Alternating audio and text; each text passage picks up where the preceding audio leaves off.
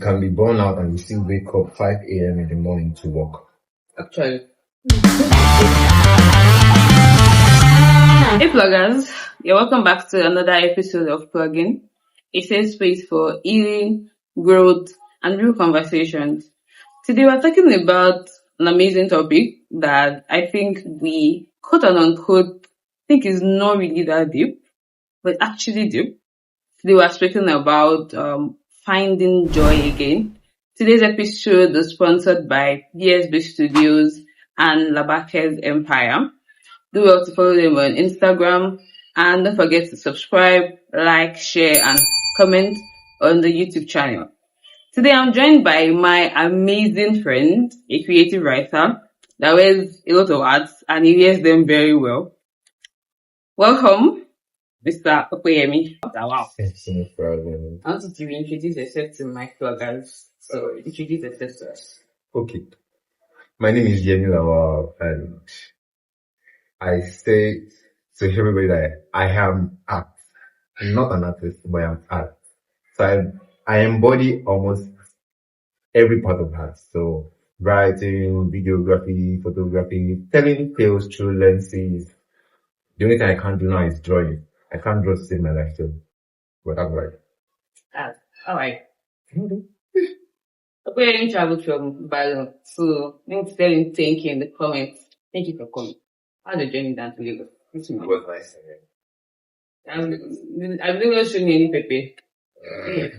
Except that I don't like public transport, but Yellow bus. yellow bus is exactly. It feels somehow. But yeah. Alright. I'm good. Like, how are you really? Although today's topic is going to strike some chords. But I'm good. I was being a creative, like,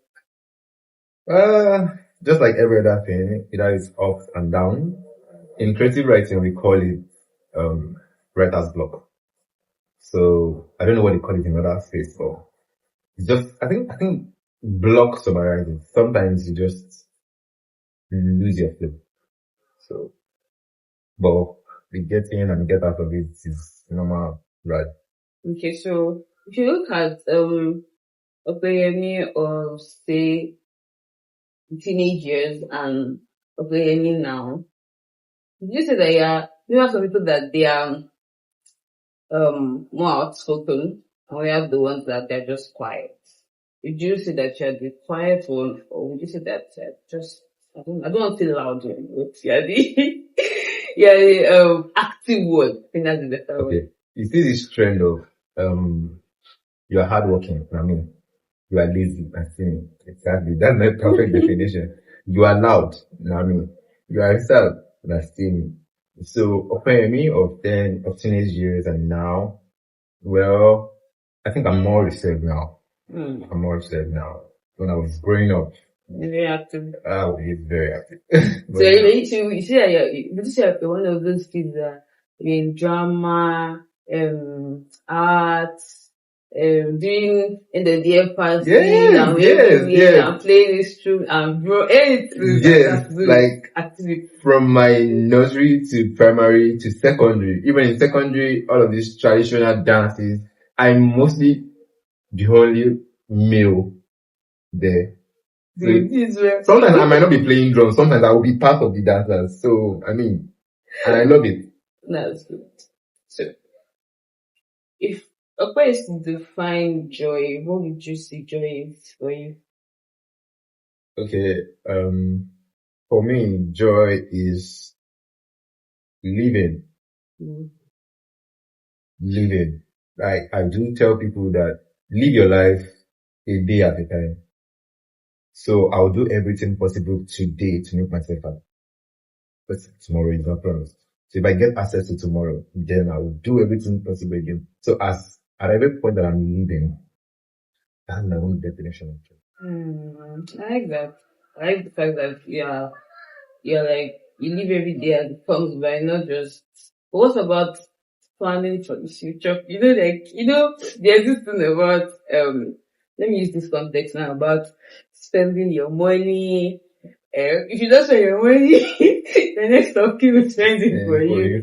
But yeah, what about plans? Like, what's your own plan? What would you say about making plans for the future? Like, oh, in the next 2 years, this is what I want to do. In the next 3 years, what I want to do. And some people see it as maybe you being organized, you know what you want, and you're going for what you want. So, how do you think that brings in joy? Like, what would you say about that? See, sort of, for me, this is not bad in any way if you plan for 2 years, 5 years. I mean, of course, everybody should. But for somebody like me, I've tried it. I started with, let's say I'm writing my to-do list for the week. I don't know how to do it, right? So I won't say I don't plan for years for me. I do, but it's more like the way I say I live a day at a time. It's more like whatever I do today should focus on things that I want to be in the future. So let's say I want to build a house next week. Okay, maybe I buy block today. Yeah. That makes me happy. So I don't stay on this long term, this thing, let's keep it now. I like that. So that will take us to like the next thing I want to talk about. Fog. Emotional fog. First of all, okay, is to do like one, you know, it's to hard guy. I don't know, you carry it on your, you know the way you carry many hats of being a photographer and a videographer. You embody that hard guy. It does not catch me crying. Would you say would that come from like old training or that's just you? Before we go into like what I want to talk about. Well, it is the psychology of what they put in the boy child said. Although we are defining that story now to tell them that the emotional matter, that you cry does not make you a lesser of a man. So I would say the psychology of manners. You don't make me look like a tough guy. I only look like a child. What emotional fuck too? You know, my way down here, I was trying to reason about the topic and I was trying to define what's burnout means. And it's just this word, emotional fog. Because you can be burned out and you still wake up 5 a.m. in the morning to work. Actually. But it feels really heavy. It feels like there is no clarity. So that's how emotional fog is. You just keep doing things like, you know, like a mechanical engine. You know, trains will always keep on going so long there is energy. So even if they are slack, they keep on going. Yeah. So that's how it is. You literally won't enjoy what you're doing, but you keep doing it. Even though there are things that you do enjoy before. So it feels cloudy when you keep on doing it. It's just like driving. There's danger. If I don't work, I won't food. So I still keep on working, even when it doesn't fulfill my joy at that point. So emotional focus is just a loss of clarity. I like the word you use, lots of clarity. But let me say something, or let me ask something about, you know, when you're trying to use legal corporate life. I'm not a corporate worker, but at least when you do the action, you know, there's this drive of the abuse to pay. So even when you want to get hired, there's this thing that is ringing in your head like, if you don't get hired, who's going to pay your bills for you? So bringing that into emotional form, you getting tired, you getting burnt out, you're tired, but you're still working, you're still showing up. Would you say that we should know when to draw the line and say, I think I'm getting tired of this. Should I say stop or should I rest? But there are a lot of things around, like surrounding that situation. You cannot say you want to rest because let me use the example of the abuse to pay. But this thing is actually stressing you. This is already, let me use the words, already choking you. So, there's this thing I'll say, right? So, almost every young person under pressure right now, they are in fight or flight mode. So, is like a hustling perspective. So we'll say that no rest, just keep working, just keep showing up. So when I was in school, my friend and I would do classes from morning to evening and rest maybe around 9 p.m. to 10, and then from 10 to 6 a.m. again. And you have your personal work that you're doing, like your side of.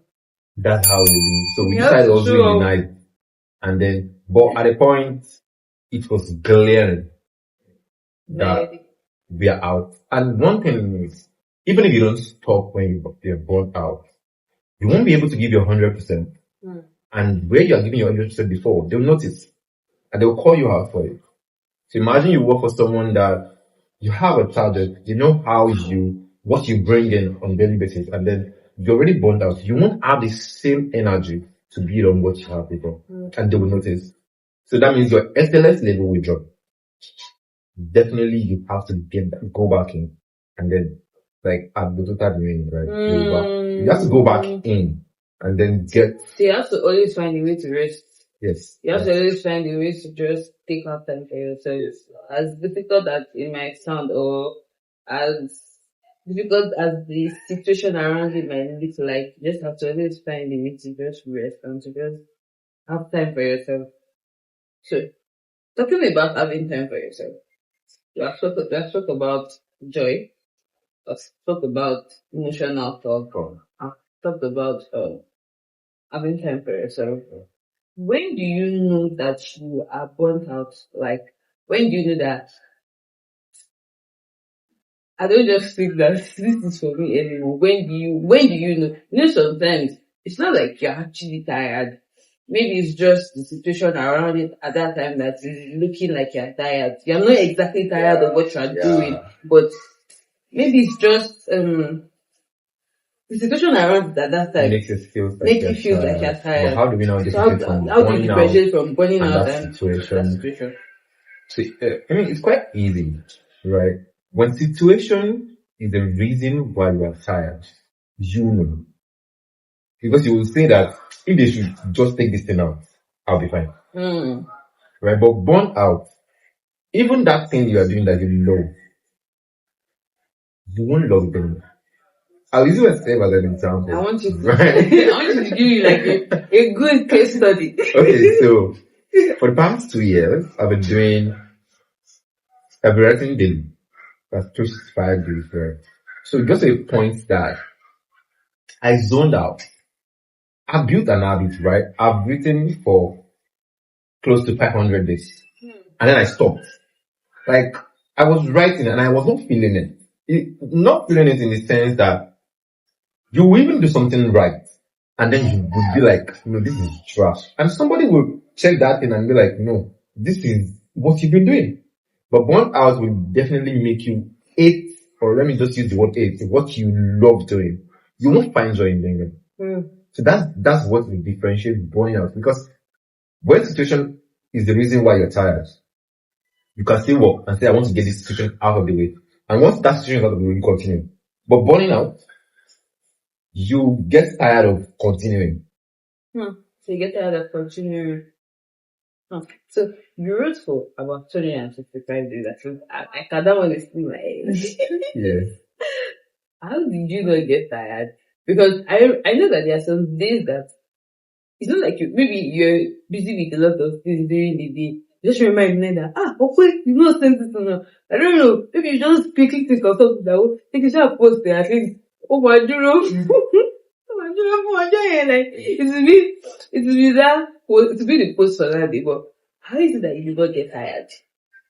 So because I know because it's also the part of habits. They say that if you want to create an habit, but at least done it constantly or consistently for the next 30 days, then your brain starts to like now thinking that okay, I think this is what we're doing now.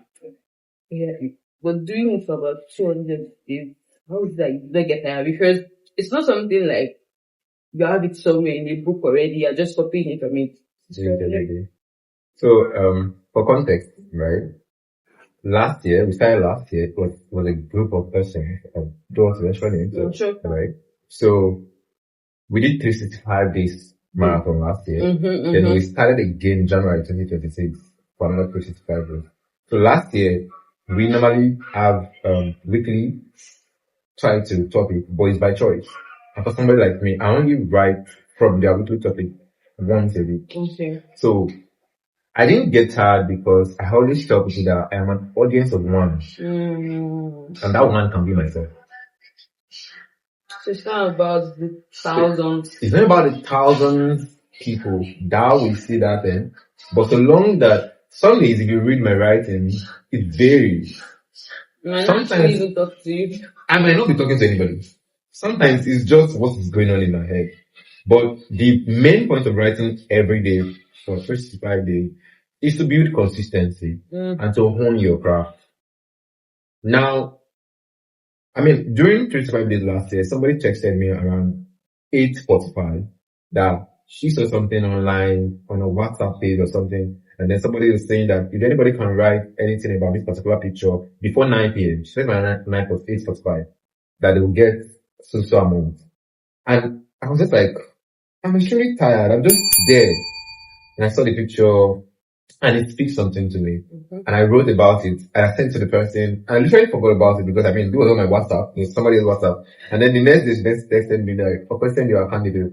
Like, bro, why? Said, we won last night. And I mean, she called me like at 8:45 and I think it's 9 p.m. So I sent back to her in the scale of 7 minutes. Now, because I built consistency over time, I could do that, right? So, and I can't get tired of it anymore. I mean, over 500, if not 700 days of writing every day. So, I literally I don't think, it's now part of me that if I've not written a day, even sometimes I can write 3 different things in a day because I find them coming to me. Okay, so let's bring it back now. There is the part of you knowing that you can get tired of something. Yes. But there's also the part that if you're consistent with it, as time goes on, it's something that if it wakes you up, you can easily just. So how do you balance the line of I don't want to get tired of this thing that I love, and also knowing that if I'm consistent, I need to be consistent with it so that I can show up better and even more for it. How do you balance it? I don't want to get tired of this thing I'm doing. I have to keep showing up.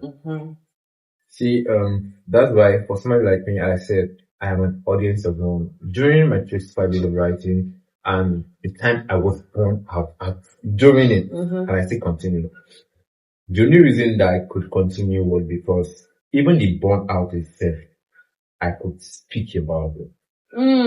Okay, I like that. I like that. So I make it public. Bro, I'm tired. I'm done.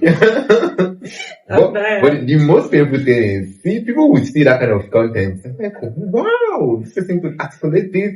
Bro, I'm telling you the truth. I'm just tired. People will not view that. That's actually what happening to you. Yes, I'm just tired. But so, I mean, I'm tired at a point, right? But I'm showing up because I'm tired. I'm telling you people that I'm tired. So this particular point is not showing up again. So would you say that at that point when you were like showing it, when you were telling us that you were tired, did it make you feel better? Does it? What did it make you feel saying it? You see, saying it to just lighten you, but doesn't make it doesn't make it go away. But would you say that it doesn't make you feel like, okay, I'm not keeping this in mind. So I'm not giving you this part of, oh, I'm perfect. But I'm still letting you know that I'm not perfect. I'm imperfect. I'm actually tired. The only thing about it is like that some people will not see it as it is you. You just say that. They will say maybe it's fiction, maybe you heard someone speak about it, unless you ask me to tell you the truth behind it, right? So that's why even if you go outside of writing, if you see some photographers and they go into documentaries, ask them questions. If you say artists painted something that you do not understand, ask them, then they will be able to tell you what is the reason behind it. That's majorly. That's good. So let's go back to something. We're talking about emotional fog, joy. What about lightness? Like this, as a creative, you believe that you carry um, how do I put it now? You believe that you carry so much light in you that you want to shine onto others. When do you know that you're beginning to lose that touch? See, you can't performance take up. You know, Mm. you will definitely know that this is already empty. Even when you get to your reserve, you know this is my reserve that I'm spending from. So the only reason, the only thing, the only way you won't get to pour from an empty cup is to keep on refreshing that cup. So they always stay creative too, even when you're not creating, consume. So when you are ready to create from your pool of consumption, it's becoming a library where you can pick from. But when you are empty, you yourself will be. You know. Yes. So how do you protect yourself from getting empty? Keep on refreshing yourself. So How do you keep on refreshing yourself? I mean, like I said, look at I don't want to use this as an example because it looks like a violent, yeah. So look at look at a rural environment where they have to fetch water every day.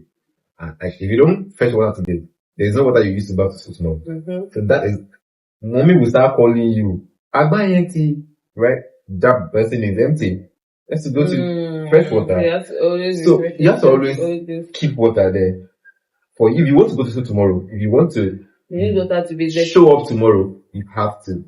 So I think it's even much better to consume more than you release out. That's actually good. So talking about consuming more and releasing releasing out to others. What are the things that you can point out happens when you begin to lose that touch Okay. from your own experience? Several things that will happen. Your quality will drop. Do you think people know that their quality drops? People will know. If No, I'm talking about the creative. They will know. It's only if all of us want to lie. And that's why you're saying that you know when you give your best. Yes, of course. And you know when this is not my best, I can do better. Okay, let me use an example of photographers. No shades. But you see photographers, when they put, not every time, but when a photographer sends you their picture, your pictures that is too, without watermark, or it's in black and white.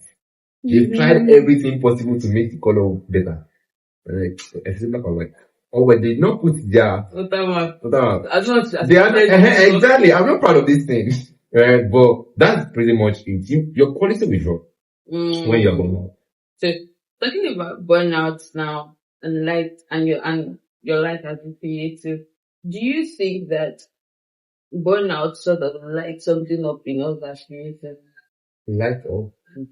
In the sense that sometimes when you go through challenges, there's this I don't know the perfect word now, but there's this way where they say you turn your pain to. Okay. So do you think that maybe you getting burnout, getting tired, you said something about a total despair, but like when you go back to like rest, do you think it refresh the fire like of course more than before? Like every time. So I am one of these persons. Do you think it just happens or you have to allow it? It happens. Just naturally. Yes, it's part of your feeling. Okay. So I always tell people that there is always purpose in them. Always purpose in them. Yours is to find it. So when you go back inside, I can say categorically that my best work that I've received so much accolade for comes from my pain. Most time when I'm just coming back out of. So what's like, I want you to, those things, you're going to give us like a story. I want you to tell us one thing that happened that shook Opeyemi Lawal as a creative. Oh God. One thing about PluggIN is that there's always a story to it. So we want you to give us a story. Okay. So this particular one is one of my fears. And that what he doesn't work out. What if it doesn't go out? So there was a time that particular question dwells on me for weeks, and it makes me just zone out. So, for like so many days, I couldn't even talk to people. Like I literally withdrawn. So, when I think I pick a book during that time. When I don't talk to people, when I can't talk to people, I pick books. Okay. So I picked the book that time and I read. And so when I was coming back from that particular scenario, immediately I go back out. So the things I got back from, like that I got from my pain and I came back with, I turned them into poetry. I can't recite it yet. So, so, and when I put them out, somebody reached out to me and was like, Opeyemi Lawal, I'm currently in this situation and you articulate perfectly. You even give me the, and that's the best, dose a creative can get. Because the truth is, we want you to be real. Don't only show us all that glitters. Show us the pain. I don't want to mention your name, but there's this particular top creative that every time you see his content, we know this is emotion. And it is not staged. There was a point last year that he withdrawn. And when he came back, he told us everything that happened and how he healed. That's good. That's actually true. That's good. So, would you say that talking about our light as creatives and emotions and joy, would you say that our environment also sums up to it? But I also know that you are the preacher of this thing of the fact that you are here does not mean that you have to be like it. You have the right to now say that, okay, I don't want to be like this. But do you think that it's just easy to just say, I'm going to shy away from my surroundings or from my environment, from the things that are around me, to just say, this is what I want to do, this is who I am. I don't feel about it. There's a difference between you don't want to be like it and it affecting you. Okay. So you don't want to be like your environment does not mean that it will not influence what you do. So sometimes the atmosphere that you are in could alternate whatever that is going on with you. So it's either you go out of that atmosphere to where suits you. So that means even where you're going to be seeing influence you because it suits you.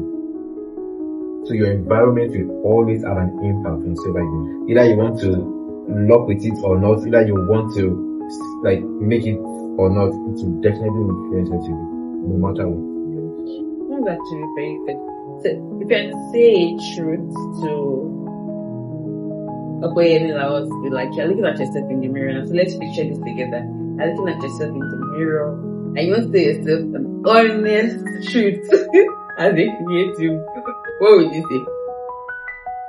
I'm looking at the camera now because I'm going to view this later. So alright, so look at Opeyemi Lawal, calm down. Yes, that's the only thing I can say to myself as a creative. So calm down. Breathe. Relax. Yes, relax. Just calm the nerves. Okay. I like what you said about relax, calm your nerves. But there's always this part of us that we want to do this thing because we feel like kind of going, let's do it, it's not people have done it. You get like, this is 2025, I'm 2026, I want to do this, I want to just I want to have been done in this phase. Yeah, like I said, it's still the energy of fight or flight. Okay. Trying to just, one thing is, they're bound to happen. If they will be, they will.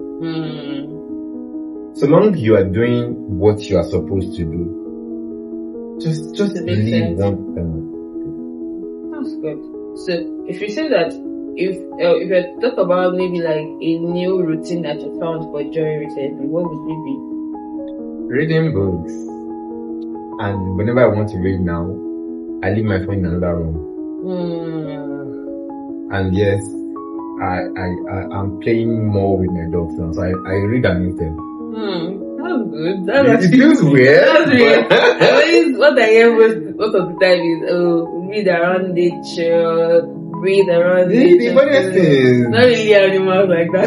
I mean, they are like, well, psychology about dogs. So when they see you like being calm, after a while they sit with you, not disturbing. They just sit with you. That's good. That's very good. Thank you very much. Thank you for coming on the show on my podcast. Oh goodness.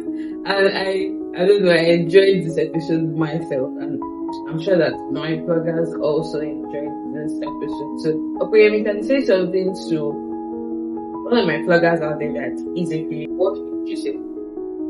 Okay, one thing I would say is unapologetically be you. Be you unapologetically. 100%. This is the best version of you that the world needs, not the 60% version. So whenever you feel you're deteriorating, go back in and come back stronger. Just be you. Alright. Thank you so much. I'm very, very, very, very, very, very grateful. Thank you so much for coming. All the way from Ibadan. I know that I have that influence. Thank you very much. I actually enjoy myself. I'm happy that you did. I do because you do not want to come. But at least can see. I mean, these questions make me reflect so much. That's good. That's the purpose and aim of PluggIN actually. Thank you so much, pluggers, for joining on this episode of PluggIN. Don't forget, it's a safe space to heal, safe space for real conversations and growth. Don't forget to subscribe, like, share, and comment. Also follow us on Instagram at the PluggIN. See you in the next episode.